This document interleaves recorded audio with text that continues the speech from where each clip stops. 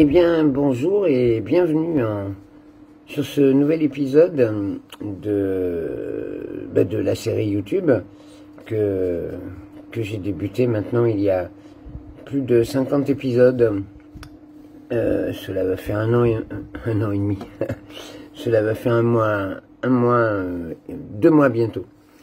Le 8 juillet exactement que j'aurai mis cette série YouTube en route. Je ne regarde pas les épisodes que j'ai filmés avant. Je ne reviens pas en arrière et je ne me rappelle parfois, enfin, je vois à peu près ce que j'ai dit, comment les choses ont évolué, hein, mais je le rappelle et c'est important, j'ai parfois besoin de le repréciser, que je suis dans un exercice volontaire et total d'improvisation, en me filmant sans aucun montage avec mon téléphone portable et que je laisse la vidéo telle qu'elle, sans aucune retouche, sans aucune coupe sur ma chaîne YouTube, avec l'effet que ça a, désirable ou indésirable, peu importe.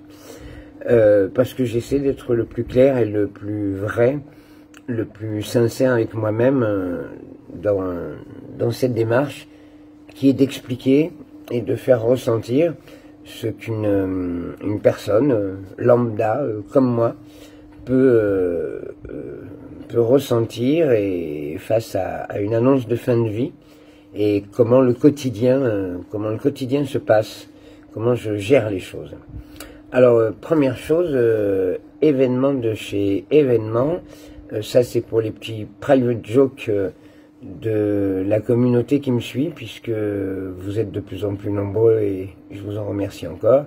C'est le boubou africain, un souvenir de Côte d'Ivoire que je me suis permis de mettre aujourd'hui à la place d'une chemise afin de varier visuellement le côté coloré de la vidéo.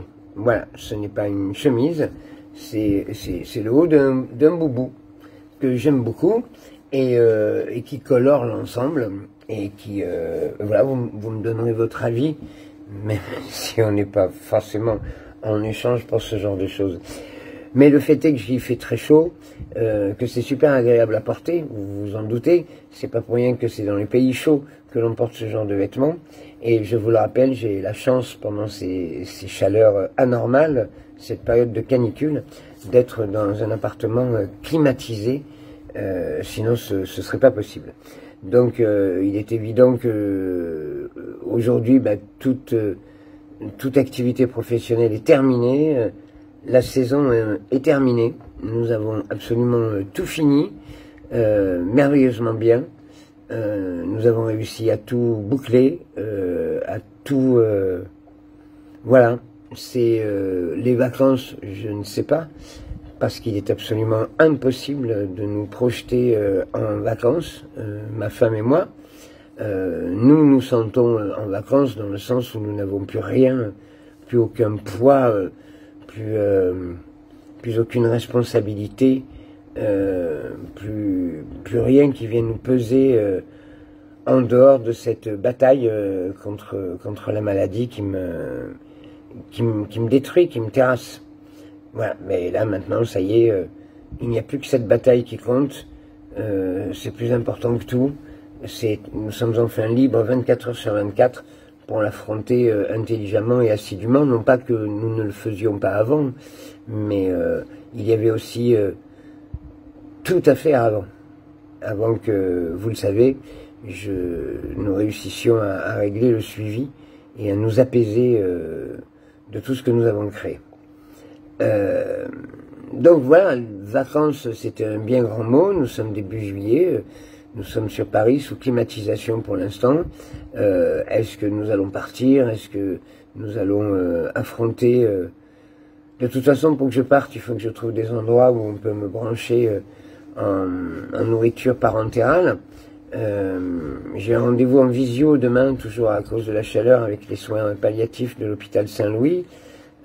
Oui, je suis pris en charge de toute façon en hospitalisation à domicile par une société privée, une société de santé privée, en accord avec l'hôpital Saint-Louis, qui peut intervenir dans toutes les villes de France où je peux aller, c'est-à-dire qu'il y a des antennes relais absolument partout.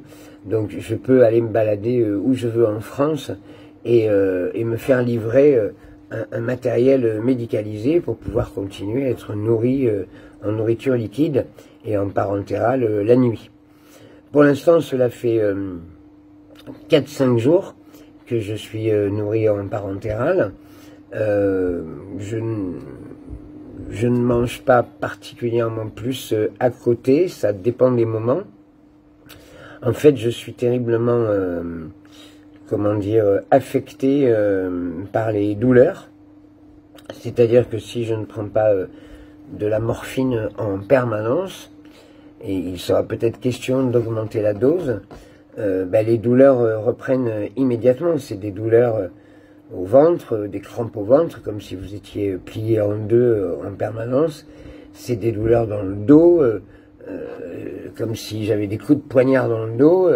C'est des douleurs partout où il y a des ganglions, puisque vous savez que mon problème, c'est que je suis multimétastasé, et qu'avec ces métastases, il y a des ganglions qui grossissent et qui poussent tous les autres organes, qui demandent à se faire de la place. Donc j'ai des ganglions placés un petit peu partout, et les plus douloureux sont à la poitrine, ce qui fait que je peux effectivement étouffer dans l'heure qui suit, et dans le dos et tout autour du péritoine, c'est-à-dire toute l'enveloppe de l'estomac. Donc c'est là que j'ai le plus mal, puisque c'est là que les ganglions sont les plus gros et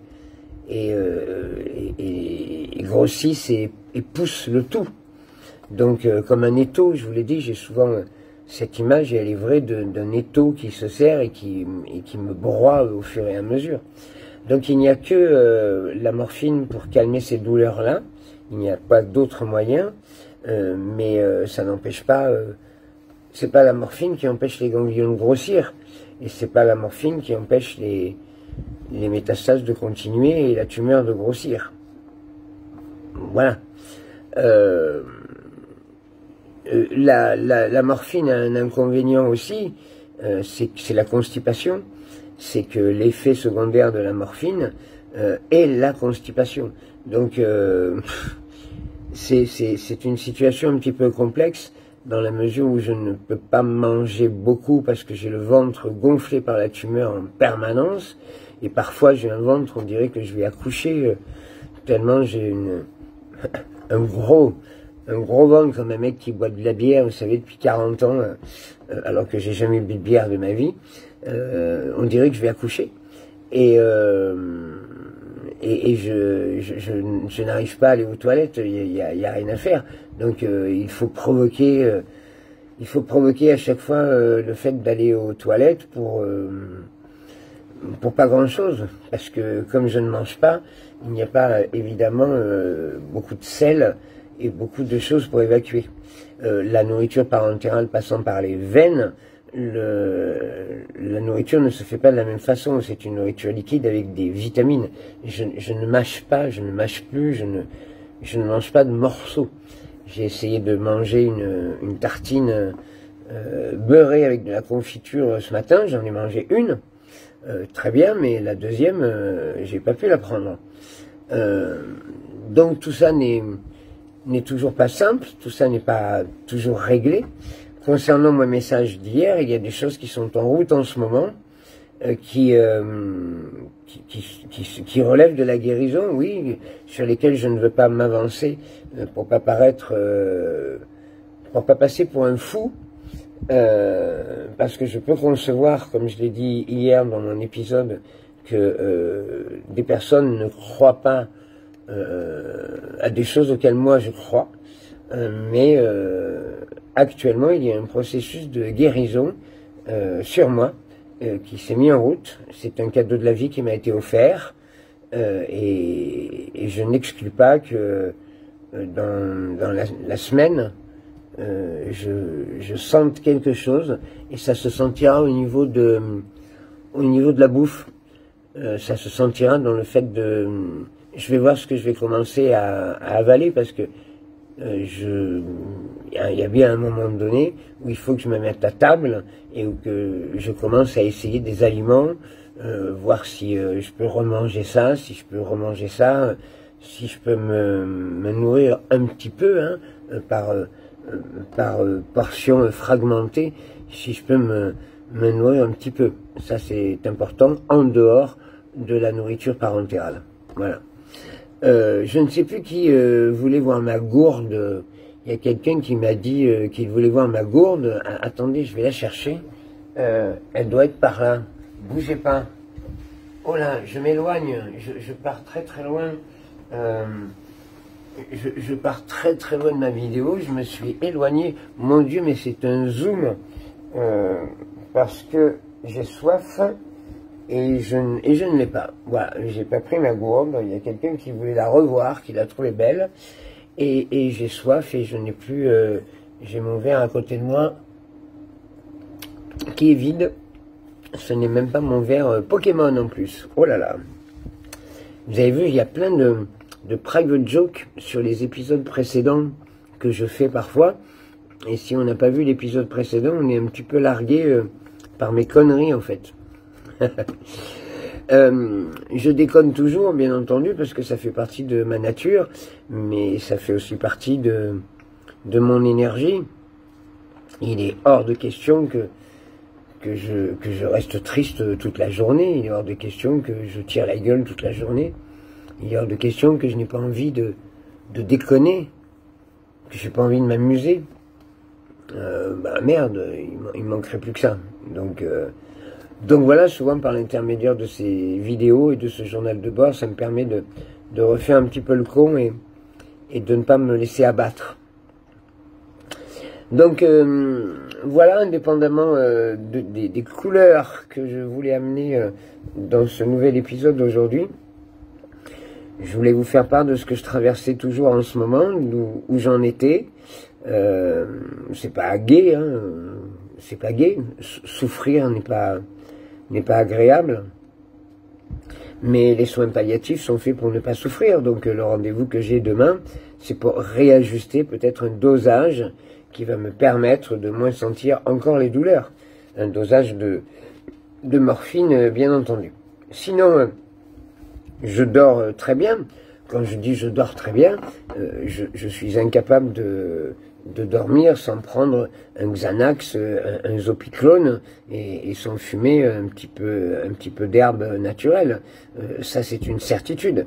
Je ne peux plus dormir sans une aide, parce que dès que je suis allongé, les pensées se mettent à travailler, les mauvaises pensées prennent le dessus, et il faut endormir l'esprit. Je n'ai pas le choix. C'est le seul moyen de dormir 5-6 heures d'affilée sans penser à rien. Le reste du temps, ça m'arrive la morphine endort aussi un petit peu, ça m'arrive de dormir pas mal la journée. Aujourd'hui, j'ai pas mal dormi, j'ai refait une sieste ce matin, refait une sieste cet après-midi. J'écoute mon corps. Quand je sens que j'ai les yeux qui se ferment, plutôt que de lutter, je vais m'allonger et puis je dors 1 heure. Voilà, en général, c'est 1 heure, 1 heure et demie. Et puis je me réveille et c'est reparti. Donc mon quotidien, c'est ça en ce moment. C'est d'écouter mon corps se reposer, de prendre le temps de se reposer, c'est de fractionner ce que je peux manger quand je peux manger, et puis d'être à l'écoute de ce qui est en train ou de ce qui va se passer dans la semaine à venir par rapport à ce cadeau de la vie que j'ai eu hier et que je développerai plus tard. Voilou, comme l'on dit. Donc je vous remercie d'être toujours fidèle et friand aux commentaires.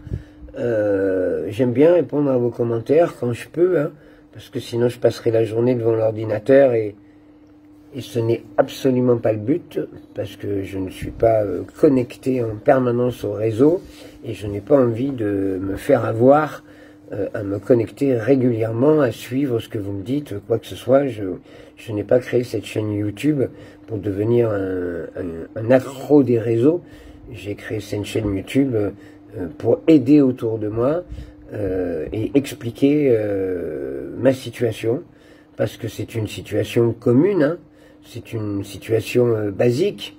Je ne suis que un petit grain de sable parmi tant d'autres, et il y a peut-être des gens qui sont dans la même situation que moi. Il y a peut-être des gens qui risquent d'être dans la même situation que moi. Il y a peut-être des gens qui connaissent des personnes autour d'eux qui sont autour d'elles, qui sont dans le même cas que moi. Donc peut-être que tout ça, ça participe d'un mouvement, ça participe de quelque chose. C'est pas peut-être, c'est certain d'ailleurs. On se le dit en commentaire, on s'échange là-dessus. Donc ma démarche, elle est avant tout là. Elle n'est pas d'être accroché toute la journée à mon ordinateur pour savoir si un tel m'a répondu, si un tel a dit ça, si un tel a fait ça. Non, ça je m'en fous. Je m'en fous comme de ma première culotte, c'est le cas de le dire. Ou de mon premier boubou. Voilà, c'est un cadeau de ma fille, ce boubou. Je ne suis pas allé en Côte d'Ivoire, moi. C'est ma fille qui est allée en Côte d'Ivoire et qui m'a ramené ce merveilleux cadeau. Donc devant tout le monde, si tu regardes cette vidéo, ma fille chérie, je t'embrasse très fort et je te remercie parce que tu vois, il est là, il est toujours avec moi. En ce qui concerne tout le monde, ben, je vous souhaite une belle journée ou une belle nuit, selon l'heure à laquelle vous visionnez cet épisode. Et puis portez soin de vous et à demain pour la suite de mes aventures.